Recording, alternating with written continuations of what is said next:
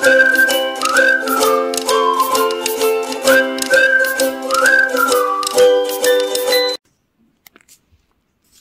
स्वामी समर्थ. मी नैना, तुमचं माझ्या स्वामी सेविकरी नैना या यूट्यूब चॅनलवरती स्वागत आहे. आज मी तुम्हाला विनायक चतुर्थीला म्हणजेच दुर्वा गणपती व्रत हे कसे करायचे आहे आणि या दिवशी कोणते असे प्रभावी उपाय आपल्याला करायचे आहेत हे आज मी तुम्हाला थोडक्यात सांगणार आहे. जर तुम्ही माझ्या चॅनलवरती नवीन असाल तर चॅनलला सबस्क्राईब करायला विसरू नका आणि व्हिडिओ शेवटपर्यंत नक्की बघा. श्री स्वामी समर्थ. या वर्षी म्हणजे 2024 मध्ये 8 ऑगस्ट 2024ला दुर्वा गणपती व्रत आलेले आहे. शास्त्रामध्ये आषाढ महाविनायक चतुर्थी हिला अनन्यसाधारण असं महत्त्व आहे.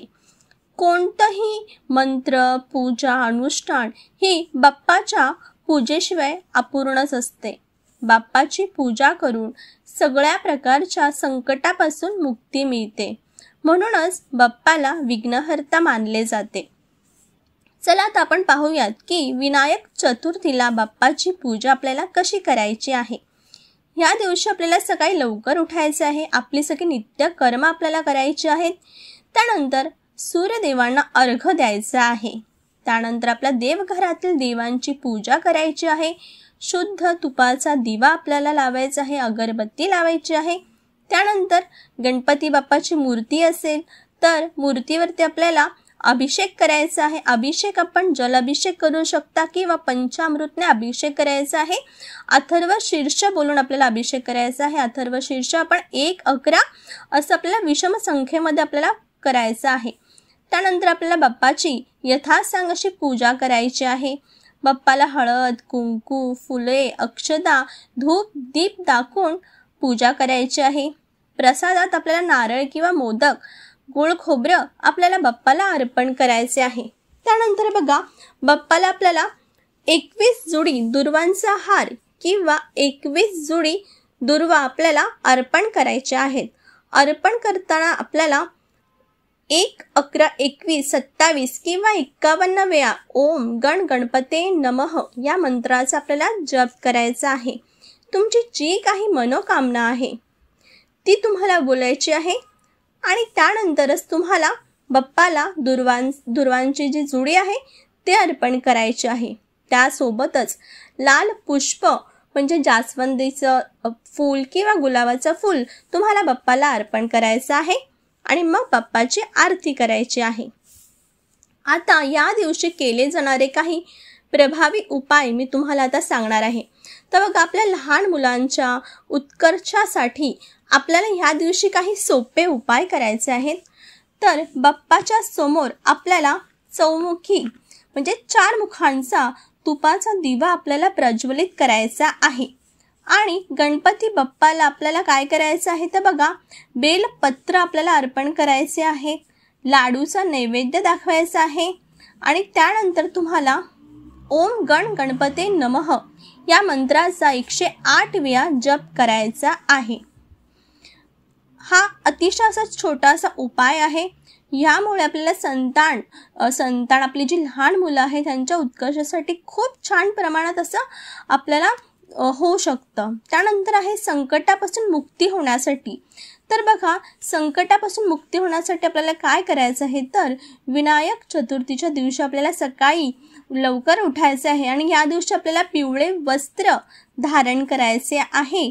त्यानंतर बाप्पाच्या समोर आपल्याला तुपाचा चौमुखी दिवा लावायचा आहे. तुम्ही जितक्या वर्षाचे आहात म्हणजे समजा तितके लाडू म्हणजे तुम्ही 15 वर्षाचे आहात तर तुम्हाला 15 लाडू अर्पण करायचे आहेत. प्रत्येक लाडू सोबत तुम्हाला ओम गण गणपते नमः हा मंत्र म्हणायचा आहे आणि माझी ही बाधा माझं हे संकट दूर व्हावं म्हणून प्रार्थना करायची आहे. त्यानंतर त्यातला 1 लाडू तुम्हाला स्वतः खायचा आहे आणि बाकीचे जे काही लाडू आहे जो काही प्रसाद आहे तो तुम्हाला प्रसाद म्हणून वाटायचा आहे. त्यानंतर बघा सूर्यदेव आहेत सूर्यनारायण भगवान आहेत त्यांचं तुम्हाला सूर्य अष्टक तिथेच बसून तुम्हाला 3 वेळा त्याचा पाठ करायचा आहे। हा अतिशय असा प्रभावी उपाय आहे आणि या उपायाने बघा संकटापासून आपल्या आयुष्यामध्ये भरपूर संकट असतात, जी येणारी असतात, काही येऊन गेलेली असतात, तर अशा सगळ्या संकटांपासून आपल्याला मुक्ती मिळू शकते। त्यानंतर बघा खूप लोकांचा असा प्रॉब्लेम असतो की आपले खूप लोकांचे असे पैसे अडकलेले आहेत की जे परत मिळण्याची आपल्याला माहीतच नसते की ते परत कधी मिळतील, केव्हा मिळतील। तर असं जे काही आहेत अडकलेले पैसे परत मिळवण्यासाठी तुम्हाला विनायक चतुर्थीच्या दिवशी एक अतिशय असा प्रभावी उपाय मी सांगणार आहे। तर या दिवशी काय करायचं आहे तर बघा सकाळी तुम्हाला लवकर उठायचं आहे, स्नान करायचं आहे आणि तुम्हाला स्वच्छ असे कपडे परिधान करायचे आहे। त्यानंतर आपल्याला यथासांग बाप्पाची पूजा करायची आहे। बाप्पाला आपल्याला काय करायचं आहे तर बघा 21 दुर्वांचा हार अर्पण करायचा आहे। त्यासोबतच शुद्ध तूप आणि गोड खोबऱ्याचा नैवेद्य बाप्पाला दाखवायचा आहे। त्यानंतर तुम्हाला वक्रतुंडाय हुम या मंत्राचा 54 वेळा जप करायचा आहे।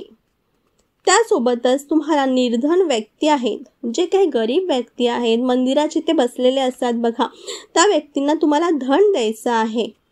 शुद्ध तूप आणि गुळ खोबऱ्याचा जो काही नैवेद्य आहे तो तुम्हाला गाईला खायला द्यायचा आहे। असं हे व्रत आहे, हे तुम्हाला 5 चतुर्थी हा उपाय तुम्हाला करायचा आहे। बघा या उपायाने खूप लोकांचे पैसे जे काही अडकलेले पैसे होते ते नक्कीच परत मिळालेले आहेत। त्याच्यामुळे हा अतिशय प्रभावी उपाय आहे आणि हा उपाय तुम्हाला 5 चतुर्थी करायचा आहे।